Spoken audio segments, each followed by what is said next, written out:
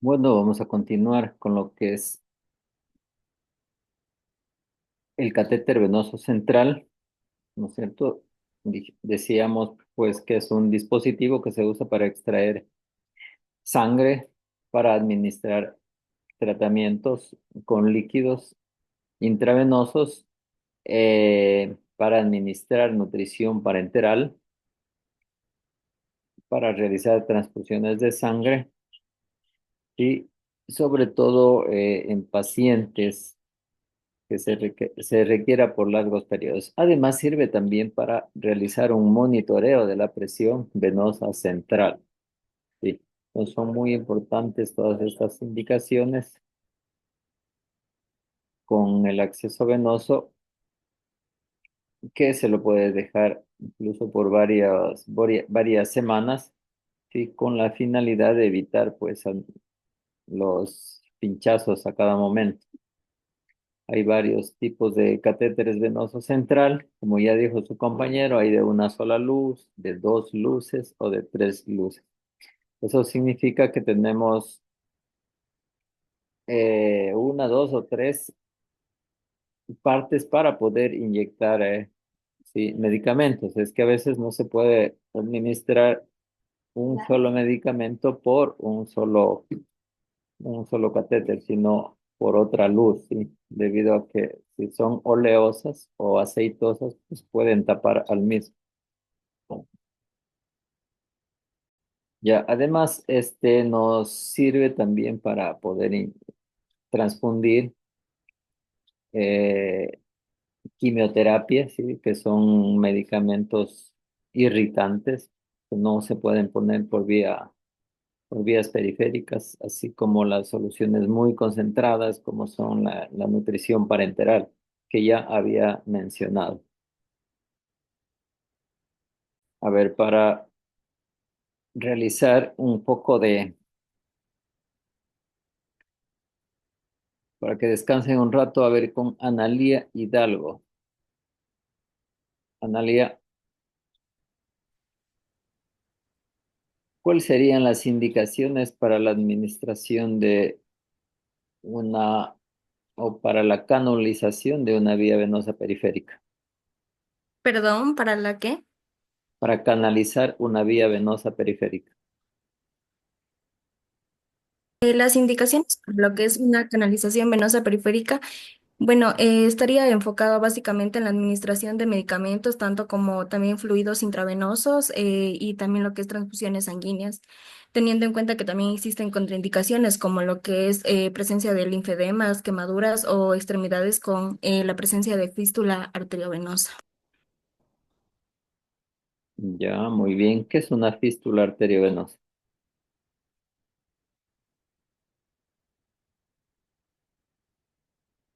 Fístula arteriovenosa haría referencia a lo que es una comunicación anormal entre una arteria y una vena, que bueno, básicamente permite el paso directo de sangre arterial a la circulación venosa sin pasar por los capilares. También puede ser de tipo congénita o también adquirida.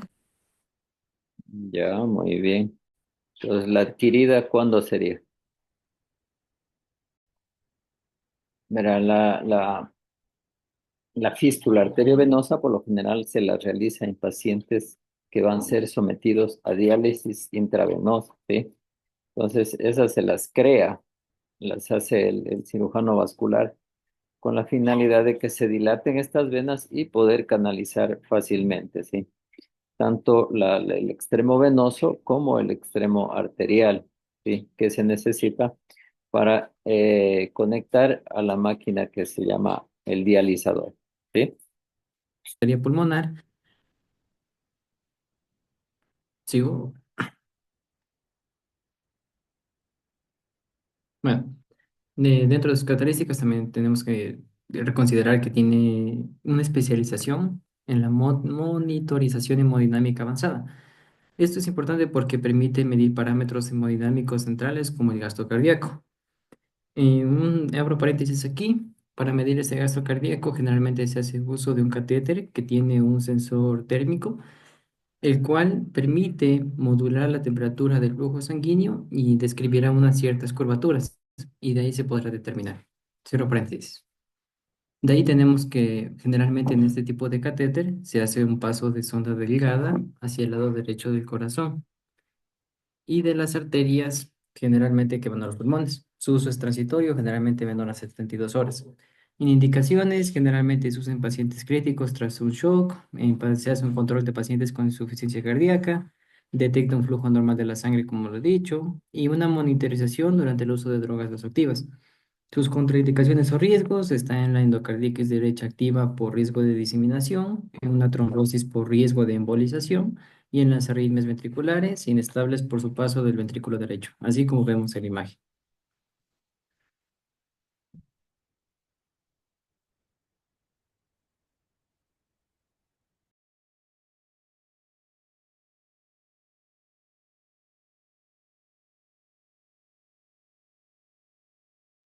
Continuamos con lo que son los accesos venosos periféricos. Entonces nos decía que estos van a ser vías temporales para administrar tratamientos y esto va a ser fundamental en la práctica clínica diaria y además ha evolucionado con la tecnología y permite una mayor seguridad a nuestros pacientes. Pásale, por favor.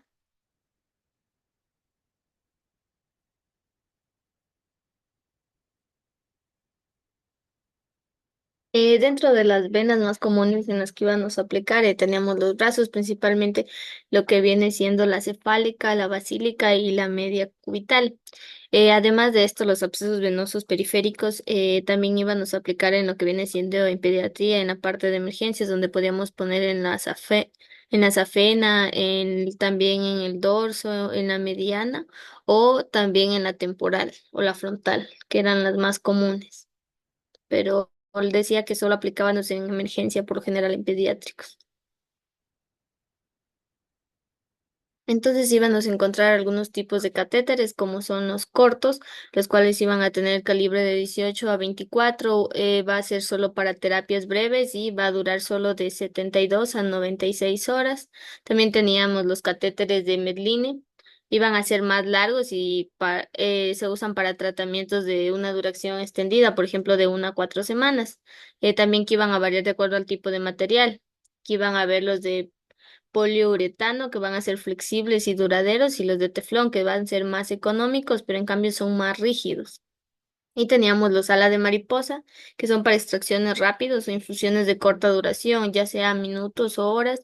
Y también teníamos los catéteres venosos centrales, los cuales igual se iban a aplicar en la parte de emergencia. También los podríamos diferenciar por el código de colores. Entonces, el diámetro venoso va a influir en el calibre del catéter. Entonces, el naranja, que era el más pequeño y el más corto, que iba a ser de 14, se usa en el quirófano para emergencias y transfusiones rápidas, por lo general, ya sea de sangre o de líquidos. El gris igualmente va a ser de 16 y en cambio son para infusiones más rápidas y van a ser más densos. El verde iba a ser un poco más grande, de 18, y por lo general decía para nutrición parenteral más volumen. El rosa va a ser de 20 y es para también transfusiones sanguíneas. Y el azul en la mayoría de medicamentos y fluidos por el tipo del diámetro venoso. Y el amarillo, que es el más grande, de 24. Pues son solo para infusiones de corta duración y por lo generalmente se aplica en geriatría y en neonatos. Dentro de las indicaciones y contraindicaciones, iba a estar indicado para el uso, la administración de medicamentos, fluidos intravenosos y transfusiones sanguíneas. En contraindicaciones, como nos mencionaba anteriormente la compañera, no se podía colocar en linfedema, en quemaduras o en extremidades que presentan fístula arteriovenosa. Y como consideración especial, que íbamos a tener a la atención pediátrica, los geriátricos y pacientes oncológicos que van a requerir un mayor control al momento de aplicarles. Aquí teníamos la técnica de inserción para los catéteres. Entonces, primero lo que íbamos a hacer es preparar al paciente. Primero íbamos a preparar el material estéril de los guantes, la cloridixina al 2%. Posterior a eso íbamos a escoger la vena a palpar la vena más adecuada para posterior a esto hacer la asepsia, la limpieza adecuada con movimientos circulares, ya sea de adentro para afuera. Y luego íbamos a colocar el torniquete, la desinfección del sitio de punción y procedíamos a la inserción que decía que varía de acuerdo a la vena, pero por lo general tenemos un rango del ángulo de 15 a 30 grados. Se avanza y se confirma el retorno venoso y posterior a esto se procede a la fijación con uso de apósitos transparentes semipermeables para asegurar el catéter. Y luego teníamos que verificar que el flujo de líquido. Para esto íbamos a tener, para seleccionar este sitio, vamos a tener factores claves como es que la vena esté palpable y visible, la piel íntegra y evitar zonas de flexión. Decía que no se recomienda aplicar, por ejemplo, en pliegues y de preferencia íbamos a utilizar extremidades no dominantes para menor incomodidad del paciente y evitar zonas con signos de flebitis o punciones previas.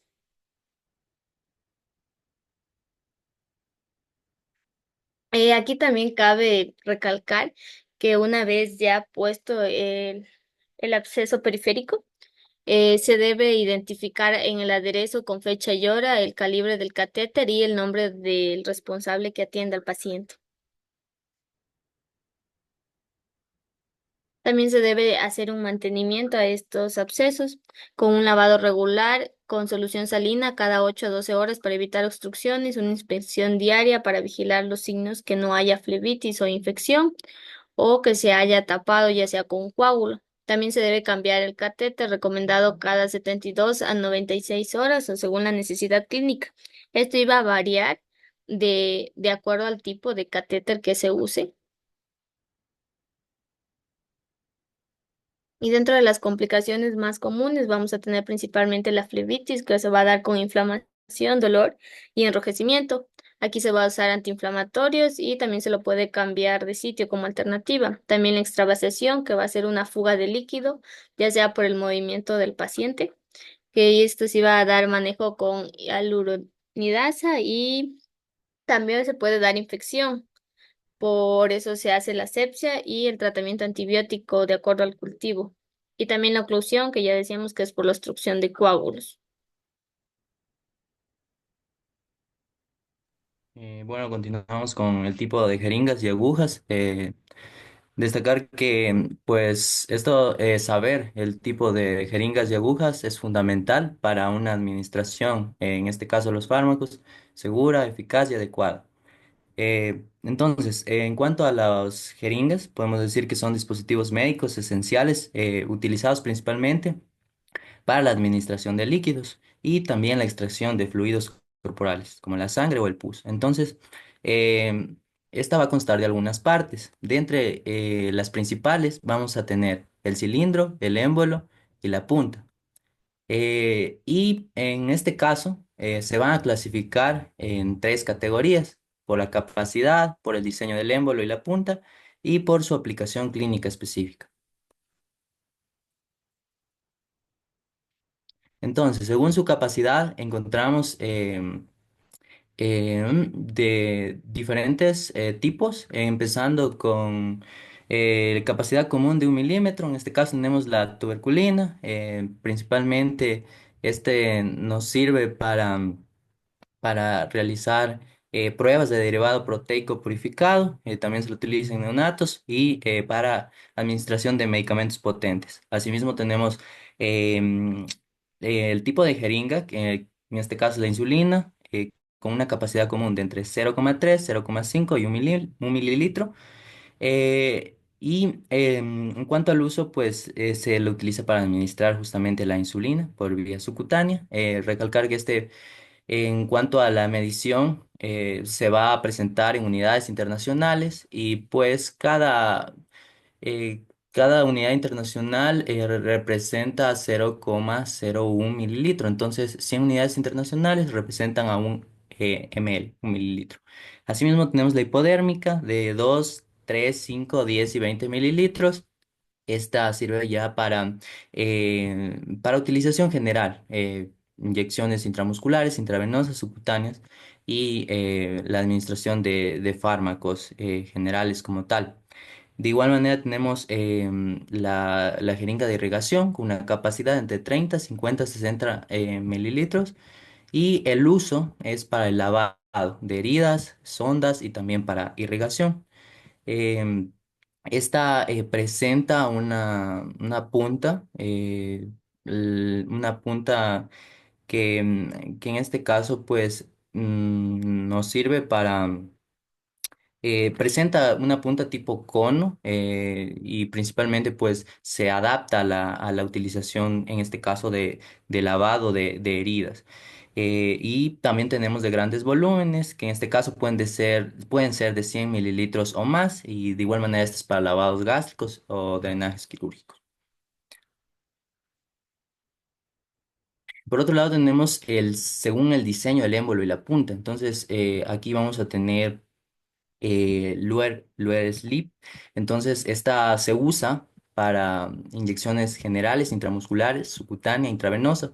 Entonces, esta presenta una punta cónica, la cual se la adapta con aguja mediante fricción. Y por otro lado tenemos la Luer Lock. En cuanto a esta, presenta una punta enroscada prácticamente. Y se la utiliza para fármacos intravenosos potentes y quimioterapia. La ventaja de este es que provee una alta seguridad en manipulaciones de medicamentos peligrosos o costosos. Entonces, eso. Y por otro lado tenemos la punta catéter. Esta presenta una punta cónica larga, lavados o sondajes. Entonces, este sirve para lavados o sondajes. La aguja fina, en este caso, para utilizarla en la administración de la insulina, pues ya cuenta con un émbolo corto más la aguja integrada. Y pues eso reduce la pérdida del medicamento y de igual manera pues presenta alta precisión en dosis pequeñas. Y también tenemos la jeringa de vidrio. En este caso presenta un pistón de vidrio con ajuste y los usos son para preparados farmacéuticos especiales. Y bueno, esta de aquí em, se la puede volver a reutilizar, pero siempre y cuando pues se realice la esterilización, la esterilización previa. De igual manera tenemos, según su aplicación clínica, entonces vamos a tener ahí la tuberculina para inyecciones intradérmicas y subcutáneas de microdosis, la insulina, inyecciones subcutáneas frecuentes, la hipodérmica estándar, como ya lo habíamos manifestado, inyecciones intramusculares, subcutáneas, intravenosas, Luerloc, administración de medicamentos de riesgo, irrigación lavado, para lavado de heridas, cavidades o sondas, la punta catéter para administrar a través de una sonda y la de vidrio, en este caso para preparaciones especiales.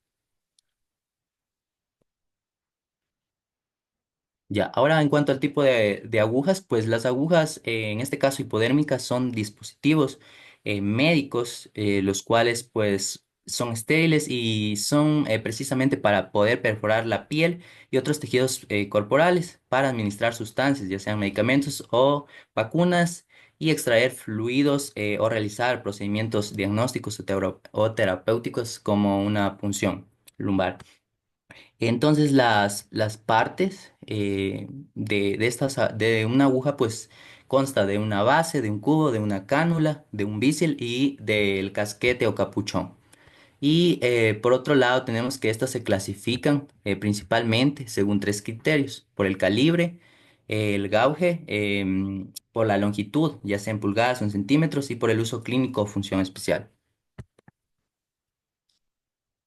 Bien, entonces tenemos en este caso, la clasificación por el calibre, o en este caso se mide por gauges. Entonces, recalcar que un gauge es prácticamente, el gauge es una medida estandarizada que indica el diámetro externo de la aguja. Y esta es una medida inversamente proporcional, es decir, a mayor número de G, menor es el diámetro de la aguja. Entonces tenemos de 18G, de 20G, de 21G, 22G, 23G, 25G y 27G. Entonces va desde un color rosa hasta hasta un color gris y pues prácticamente esto se va a adaptar según la necesidad y según pues el tipo de piel donde se va a inyectar prácticamente. Y entonces tenemos la clasificación por longitud. Esta varía. De igual manera, tenemos que en pulgadas y centímetros tenemos media pulgada, que representa 1,25 centímetros, de 5 octavos de pulgada, 1,5 centímetros, de 2,5 centímetros, que aquí puede ir de entre una pulgada a una y media pulgada, y también tenemos a la de 3,8 centímetros, que es de es de una y media pulgada. Entonces, aquí tenemos que, pues, la aplicación va a ir, con inyecciones intradérmicas o subcutáneas en el primer caso, en la de 1,25 centímetros, 1,5 centímetros, ya es para una subcutánea profunda, 2,5 centímetros es por vía intramuscular en adultos ya delgados y 3,8 centímetros intramuscular profunda. En el caso del glúteo, y bueno, esta requiere mayor penetración muscular. Ya, como pueden ver, el tamaño de las agujas y el tipo de jeringa, ¿no es cierto?, tiene diferentes usos, ¿sí? Entonces, una aguja, una jeringuilla de insulina, como es la de 1 ml, como dijo su compañero, no vamos a poder colocar una ampolla intramuscular, ¿sí? Excepto que sea un bebé, ¿sí? Solo que sea un bebé, ahí sí. Pero caso contrario, no podemos utilizarlo en un adulto, ¿sí? Entonces, todo depende de esto, ¿no es cierto? Por eso es que debemos saber, ¿no es cierto?, las capas de la piel, el tejido celular subcutáneo, ¿no es cierto?, o más conocido como grasa, es un poco más profunda, ¿no es cierto? Y mucho más profundo es el músculo, ¿sí? Entonces, estas agujas muy pequeñas no se pueden utilizar para esto. Como le decía, excepto en un bebé. Entonces, calibres mayores igual sirven para medicación oleosa o medicación tipo suspensión, ¿sí? No sé si han visto la penicilina cristalina o la penicilina benzatínica, ¿sí? Es una solución, ¿no es cierto?, de un polvo con agua destilada, ¿sí? Entonces, cuando necesitamos colocar esas inyecciones, debemos irnos al calibre de la aguja, ¿sí? Si vamos a administrar la intramuscular, debemos utilizar el tamaño o el largo, ¿no es cierto?, adecuado, más allá de 1,5 centímetros, y también el calibre, ¿sí? Un calibre más allá o sería de 18 G, ¿sí? En cuanto al calibre, podemos decir que es el Jauge, ¿no es cierto? O Jauge, que lo utilizan en Europa, y en Estados Unidos utilizan el SWG, que es el Standard Wire Jauge, que son similares, ¿sí? Pero estas miden el diámetro externo, ¿sí? Entonces, pero es al revés, ¿sí? Mientras menor, Jauge, o sea, el 18, ¿no es cierto?, tiene mayor calibre que el 24, ¿sí? Entonces, por eso para hidrataciones en emergencia, por lo general se utiliza el 18 o el 16G, ¿sí? En cambio, en recién nacidos, para administrar, ¿no es cierto?, soluciones, vamos a utilizar un 24 tranquilamente. En cuanto al calibre de las agujas, ¿sí? Entonces, todo depende de eso. ¿Cuáles son soluciones oleosas? Por ejemplo, los anticonceptivos, ¿sí? No podemos utilizar un calibre de 24 o 22 porque casi no pasa, ¿sí? Casi no pasa la medicación. Entonces, igual debemos utilizar calibres mayores, ¿sí? Tipo 20, 18. para poder administrar esta medicación.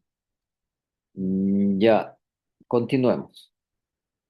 Ya, entonces continuamos con tipos de agujas especiales. Tenemos la aguja de seguridad. Esta incluye un mecanismo retráctil o una cubierta protectora, la cual se activa al final del uso. Entonces, esta se la utiliza comúnmente en urgencias, pediatría y oncología. De igual manera, tenemos la aguja espinal. Esta es larga de 20-25 G. eh, y bueno, esta comúnmente se la utiliza pues en la punción lumbar. Asimismo, en la anestesia, raquidia y extracción de líquido cefalorraquídeo para estudios diagnósticos. Entonces tenemos de igual manera la aguja de biopsia. Esta em, presenta un diámetro grueso, una estructura robusta y tiene una punta especializada para el corte o aspiración del tejido. Y bueno, se lo utiliza para obtención de muestras para precisamente para la histopatología. Y de igual manera tenemos la aguja mariposa. Esta es una aguja corta y fina con alas flexibles. Presenta un conector para un tubo de recolección. Y bueno, esta se la utiliza principalmente para venopunción en pacientes difíciles, ya sea en pacientes pediátricos, en ancianos con venas frágiles, en pacientes oncológicos o deshidratados, y también para realizar hemocultivos. Y bueno, las recomendaciones aquí pues son no reutilizar las agujas, así como las jeringas, salvo sea la de vidrio, pues que nos decía que hay que realizar la respectiva esterilización para poder volver a utilizarla. Asimismo, bueno, esto nos garantiza prevenir infecciones y accidentes biológicos.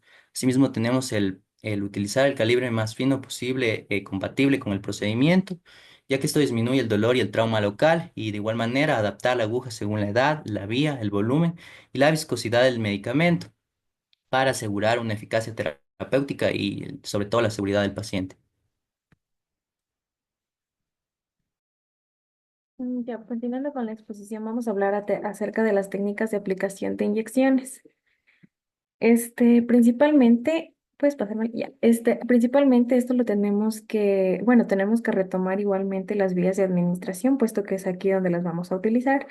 Bueno, como sabemos, las principales vías de administración es la intravenosa, intramuscular, subcutánea, intradérmica y entre otras que conocemos, que no son muy comunes, la intraarticular, la intratecal, peridural, intraocular, intracardíaca, intraarterial. Pásamela. Ya, entre las cuatro principales que les mencioné, pues tenemos la intramuscular, la subcutánea, la intravenosa y la intradérmica. Pásamela. Ya, para esto hay que tener en cuenta o sea, tomar como dato muy importante los 7 correctos que nos mencionaba que eran siete factores que tenemos que tener presentes. Primero, que el paciente se encuentre correcto, es decir, que se encuentre en una posición adecuada. Igualmente explicarle de que sea lo que le vamos a administrar. El segundo sería el medicamento correcto, o sea, también educar al paciente de lo que le vamos a administrar y para qué va a ser o para qué sirve en sí. Lo tercero sería una dosis correcta. Cuarta, la vía correcta, es decir, la vía que vamos a utilizar en este caso. La quinta, la hora correcta. La sexta dilución, una dilución correcta y séptima, la velocidad correcta. También tener en cuenta las vías de administración de medicamentos. Por ejemplo, tenemos la vía inmediata y la inmediata. En este caso, la vía inmediata trataría de la digestiva, la respiratoria, la genitourinaria, la conjuntival y la dermatológica. Y la que vamos a tratar nosotros, pues sería las vías inmediatas, que sería la intravenosa, intramuscular, intradérmica y subcutánea. Ya, entonces esta parte es importantísima, ¿sí? De tomar en cuenta. Por ejemplo, la dilución correcta, ¿sí? Si colocamos una ampolla de potasio, ¿no es cierto?, directamente a la vena, ¿qué pasaría? ¿Sí? Podemos provocar alteraciones cardíacas, ¿sí? Desde el corazón puede provocar arritmias y el paro cardíaco. Entonces, esto debemos saber, ¿sí? Entonces, si vamos a administrar una ampolla de 10 ml de cloruro de potasio, sí, que por lo general vienen 20.000 equivalentes, entonces esta debemos diluirla en 1.000, ¿sí? De solución salina, en 1.000 cc de solución salina. Entonces, administrarla de esa manera es la correcta y no pasa nada, ¿sí? Pero si la administramos directamente, podemos quitarle la vida, ¿sí? La que ya les hablé, la penicilina benzatínica, de igual manera, es una ampolla intramuscular, ¿sí? Intramuscular, jamás va a ir a la vena. Si le colocamos a la vena, puede darle al paciente y un shock anafiláctico grave, paro cardiorrespiratorio y la muerte, ¿no es cierto? Entonces, esta ampolla debe ser, siempre deben fijarse, ¿no es cierto? Tanto en el cartón como en la ampollita, la vía de administración, ¿sí? Debe ser la correcta. Si dice intramuscular, pues es intramuscular. Si es intravenosa, ahí sí podemos colocar intravenoso. Entonces, el momento que compren igualmente el complejo B, hay un complejo B que es intravenoso, hay un mixto, puede ser cualquiera de los dos, o solamente intramuscular, ¿sí? Entonces, si es solamente intramuscular, no podemos ponerle a la vena. Ya. Las horas también deben ser, ¿no es cierto?, las adecuadas cada cierto tiempo que debemos colocar. Hay unas que son cada 4, cada 6, cada 8 horas o son cada día. Obviamente, si le ponemos antes del tiempo, pues podemos causar una sobredosis, ¿sí? Eh, el paciente correcto, bueno, eso sí suele ocurrir también, pues ya cuando son pacientes hospitalizados, ¿sí? Ya la mala administración del Cardex que manejan las enfermeras puede ocurrir esto. Ya.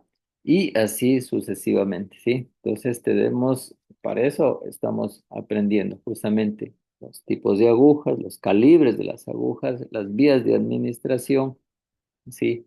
Deben ser adecuadas, ¿sí? Ya, continuamos. Ya, entonces primero vamos a hablar acerca de la inyección intradérmica o intracutánea. Igualmente la compañera al principio ya había comentado acerca de esto, así que vamos a hablar directamente de los procedimientos, o sea, cómo se realiza la técnica.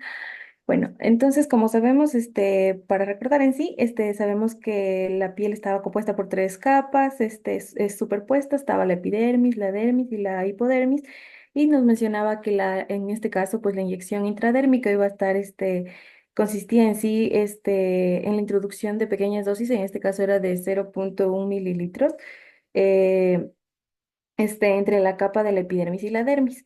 Y bueno, pues para esto, pues primeramente como primer paso tenemos realizar el lavado de manos y asimismo preparar el equipo. La jeringa ideal para este tipo de inyección iba a ser de 1 mililitro, graduada de décimas de mililitros cúbicos y por lo general las agujas de calibre 25, 26 y 27.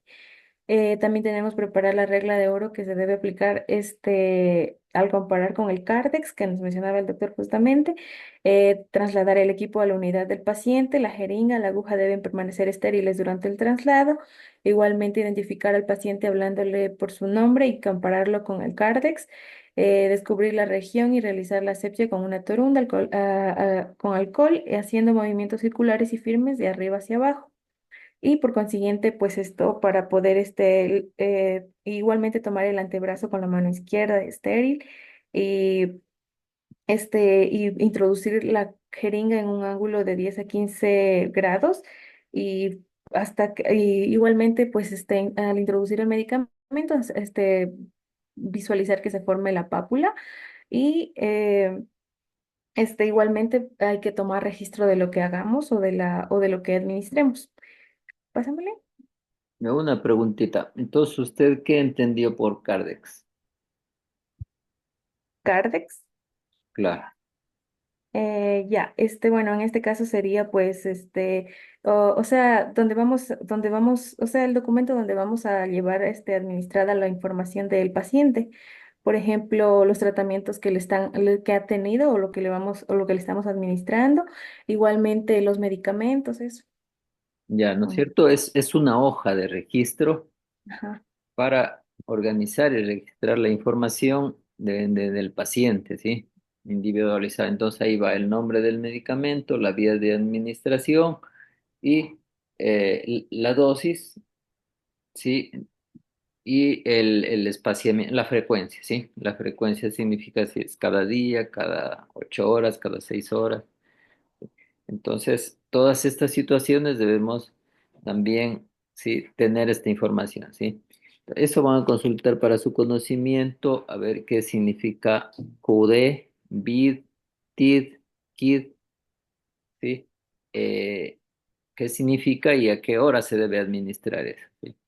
Porque ya cuando decimos cada 24 horas, cada 8 horas, cada 12 horas, está fácil, ¿no es cierto? Y ya se sabe. Entonces, estas siglas las van a consultar, ¿sí? QD, BID, TID y KID. Ya, continúa. Ya, igualmente para terminar lo de de la inyección intradérmica, cabe recalcar que por lo general se la suele utilizar para también, o sea, verificar si es que un paciente es alérgico a algún medicamento. Por lo general se lo hace con el uso de la penicilina, por lo general para ver eso de, o sea, si es que es alérgico a la penicilina. Bueno, ya. Entonces, en cuanto a la inyección subcutánea, nos mencionaba que, bueno, como sabemos, se administra en el tejido adiposo. Y por lo general las zonas más comunes de esto, pues es eh, en la cara anterior del muslo, igualmente la cara externa y superior del brazo y la zona del mesogastrio, es decir, la zona periumbilical. En cuanto al procedimiento, igual tenemos que lavarnos las manos, preparar el equipo, verificar la orden médica, el nombre y la dosis del medicamento para aplicar, verificar el medicamento con el fin de detectar cambios de coloración, consistencia y la fecha de caducidad, que es algo muy importante. Realizar la asepsia del tapón del frasco antes de extraer el medicamento. Igualmente trasladar el equipo de la unidad del paciente, la jeringa y la aguja que deben protegerse de que estén expuestos a contaminarse. Igualmente identificar al paciente por su nombre, ya que el temor del paciente puede disminuir cuando el personal de enfermería asume una actitud amable y respetuosa. Eso es muy importante porque, o sea, hay que, eh, o sea, dar buena atención médica y también no comportarse de una forma poco profesional. Igualmente seleccionar la región que debe estar sana y libre de signos de inflamación o exantema y realizar la asepsia de la región con una toronda con alcohol, igualmente haciendo movimientos circulares del centro a la periferia y por consiguiente realizar la introducción de la aguja a la capa a la capa del tejido adiposo. Ya, sígueme. Ya, en cuanto a la inyección intramuscular, aquí nos mencionaba que pues igualmente el medicamento en este caso pues va a ser por vía intramuscular y por lo general puesto que tiene un efecto rápido, pero en este caso era un poco más prolongado. Igualmente el procedimiento se basa en lavarse las manos, preparar el equipo, igual seleccionar la jeringa para la aplicación, la capacidad adecuada de la jeringa por lo general es de 3 a 5 mililitros con una aguja número 20 y 21, preparar el medicamento, revisar la fecha de caducidad y llenar la jeringa con la dosis indicada para extraer el medicamento en frasco cerrado. Hay que inyectar cantidad de aire equivalente al volumen del medicamento para extraer, asimismo trasladar el medicamento preparado y el equipo a la unidad del paciente, teniendo en cuenta que todo debe estar esterilizado, identificar al paciente con el nombre del Cardex igualmente y explicarle el procedimiento. Y igualmente asumir una actitud de confianza, serenidad y eficiencia en lo que se está haciendo. Bueno, también tenemos que colocar al paciente en decúbito ventral o lateral y descubrir la región, evitando el enfriamientos y posibles bochornos. Y igualmente realizar la asepsia en el sitio de la inyección con una torunda con alcohol, disminuyendo el riesgo de penetración de microorganismos a los tejidos. En este caso nos mencionaba que, o sea, por lo general, tienden a hacerlo más en en la zona glútea, que es el sitio más común. Y por ejemplo, en este caso, utilizaban la técnica de dividir el glúteo en cuatro partes y aplicarla igualmente en el cuadrante superior externo. Bueno, en este caso, pues aplicábamos la inyección en este cuadrante. Dímele. Ya. ¿Cuál sería ahí las contraindicaciones? Para no aplicar en el glúteo. Sí. A ver. Mm,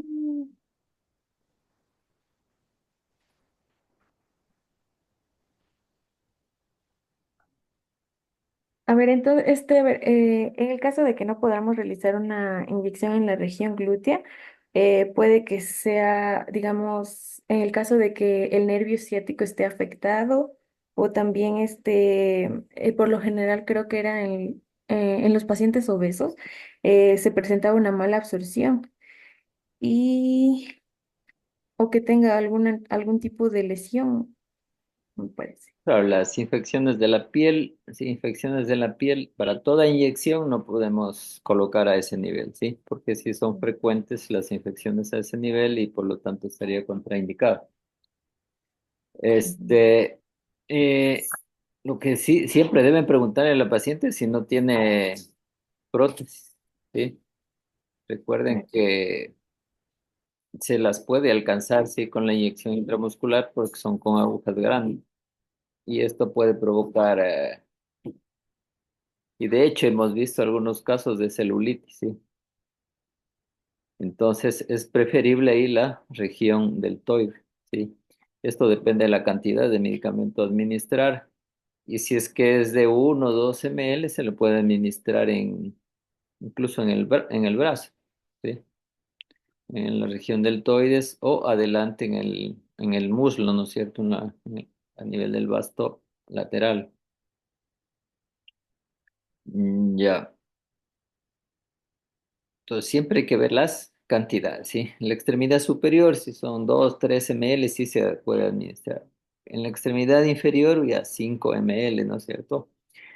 Que por lo general la capacidad, la mayoría de inyecciones tienen.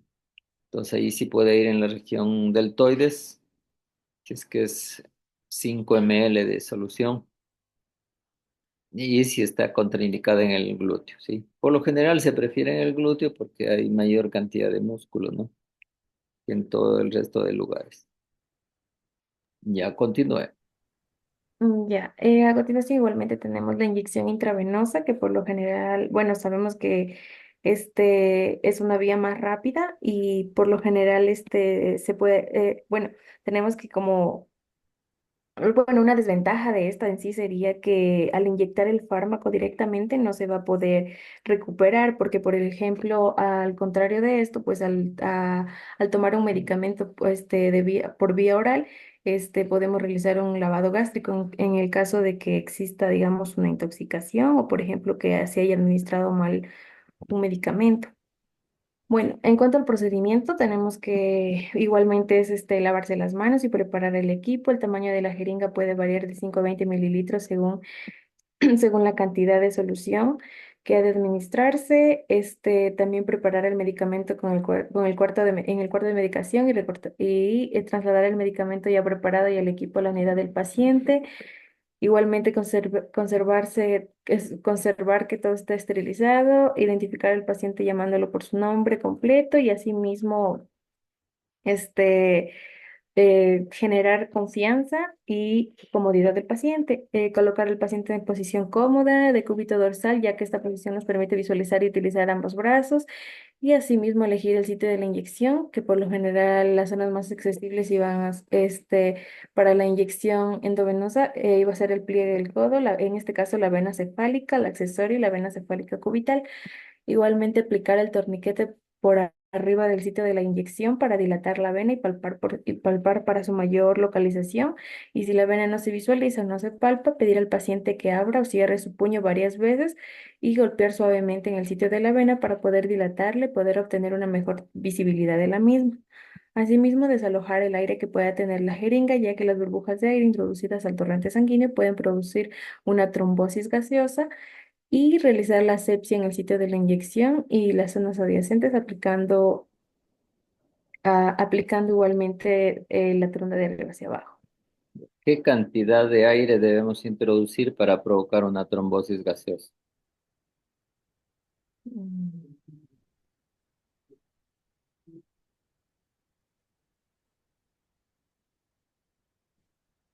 Bueno, en este caso sería, o sea, eh, eh, eh, así sea un poquitito, yo creo que ya podría realizar o formarse pequeñas burbujas, ¿qué le diría? Menos de 1 milímetro puede ser de aire. Ya, realmente se necesita mucho más, ¿sí? Yes. Unos libros refieren a 30 cc de aire y puede provocar una trombosis. Caso contrario, si cuando es algo bien poquito, no pasa nada, ¿sí? No se asusten tampoco por eso. Mm, Eh, ya, ya, ya. que pueda llegar a obstruir, ¿no es cierto?, alguna arteria eh, elemental, como puede ser las pulmonares o las cardíacas o a nivel cerebral, ¿sí? Que son las más peligrosas. Ya, continúe. Ya, pásamelo. Ya, igualmente aquí presentamos una imagen donde podemos visualizar las venas que por lo general se suelen utilizar para la administración de una inyección intravenosa. Por lo general nos menciona que se realiza en la vena cefálica o también puede ser en la vena radial o la basílica, Ya, incluso la entonces, vena medial. ya, esas son las venas superficiales, ¿sí? Entonces siempre vamos a utilizar una vena superficial. Tal como se ve ahí, sí, la cefálica puede ser del brazo, en ese caso hay cefálica del brazo, del antebrazo también, y basílica igualmente hay del antebrazo y basílica del antebrazo. Las profundas son las de abajo, sí, la radial, la cubital, esas no se las va a utilizar, ¿sí? Más el sistema superficial porque es el que se lo puede observar. En personas obviamente delgadas, ¿sí? Que no tengan alguna patología como edema. Ya, porque si hay edema, si son un poquito obesas, ya se va perdiendo, ¿no es cierto? Porque el tejido celular subcutáneo es mucho mayor, de mayor espesor y ya no se puede. O también en personas deshidratadas, si es bien complicado canalizar una vía, por ejemplo, un niño deshidratado, un adulto deshidratado, ¿sí? Porque las venas disminuyen el calibre. Obviamente es parte del sistema de defensa del cuerpo, ¿sí? Provocan una vasoconstricción, venoconstricción sería en este caso, para favorecer que la sangre vaya a los órganos más nobles, ¿sí? Y por lo tanto disminuyen el calibre y no se los puede observar adecuadamente, peor canalizar, ¿sí? Continúe. Ya. Bueno, entonces, en cuanto a técnicas de aplicación, en este caso de las vacunas, pásamelo. Ya, bueno, en este caso, hay que tener algo muy en cuenta que, por ejemplo, o sea, las vacunas van a ser necesarias ser administradas, con una técnica adecuada. Igualmente, cabe recalcar que ninguna vacuna puede administrarse por vía intravenosa. Y una vacuna que esté, digamos, colocada de manera incorrecta puede dar lugar a una reacción alérgica por lo general. Y bueno, vuélveme. Igualmente ya basándonos en las vacunas, por ejemplo, primero tenemos la intradérmica. Regrésamelo la diapo, por favor.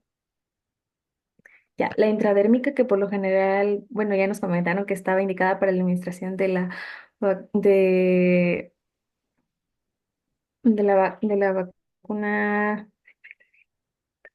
Ay, me olvidé. Creo que significaba BCG.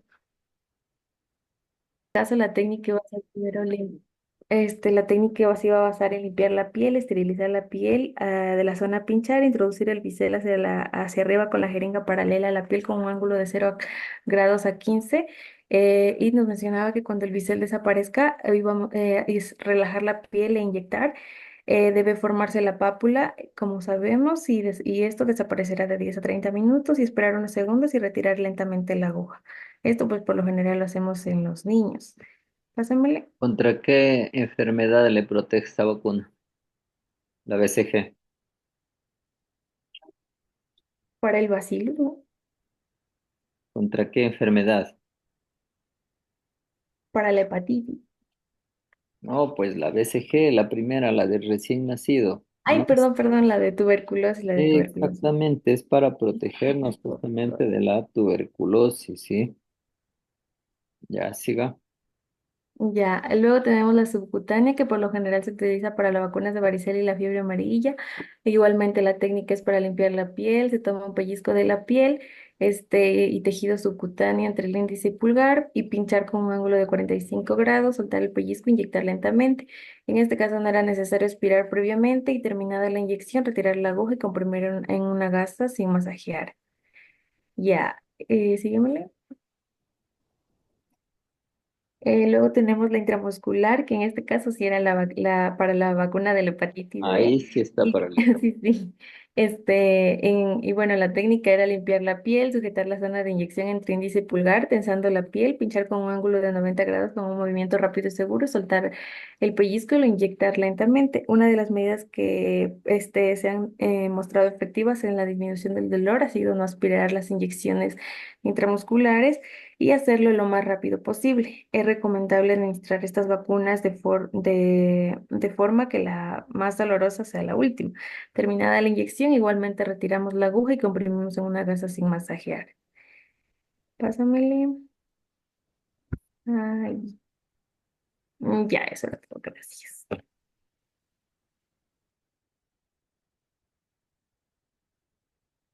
Muy bien. Un aplauso para sus compañeros.